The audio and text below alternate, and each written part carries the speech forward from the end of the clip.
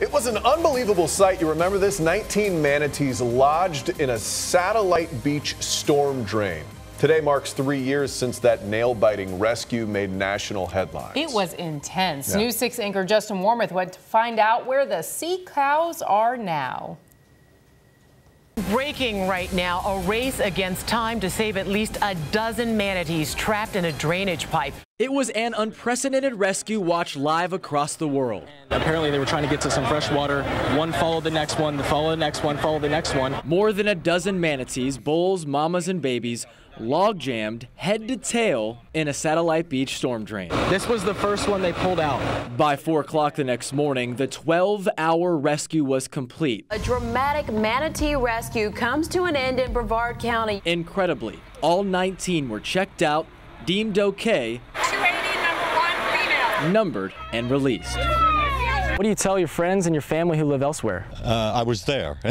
John Bird was one of the hundreds who gathered along Casilla Boulevard, cheering after each manatee was rescued.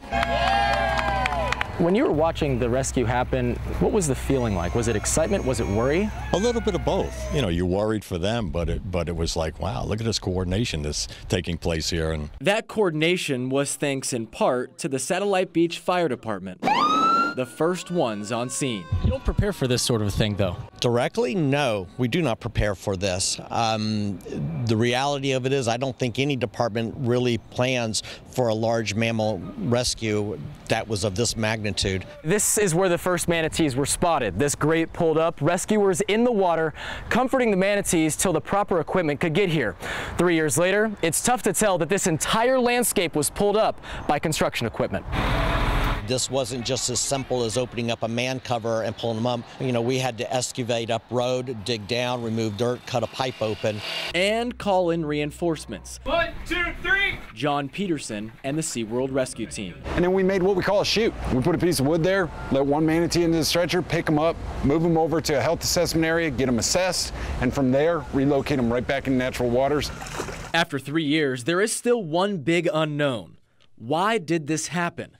Some put the blame on FWC for allowing the manatees to seek refuge there.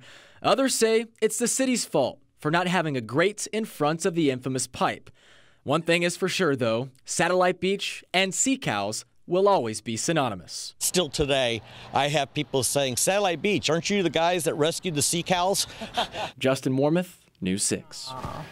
That was one of the more interesting stories And I have ever covered live like that. such a great ending, Yeah. obviously. You know, everyone was just in suspense for hours. I mean, who doesn't love a sea cow? Right? Yes. We all I mean, love they're all the beautiful. sweetest things.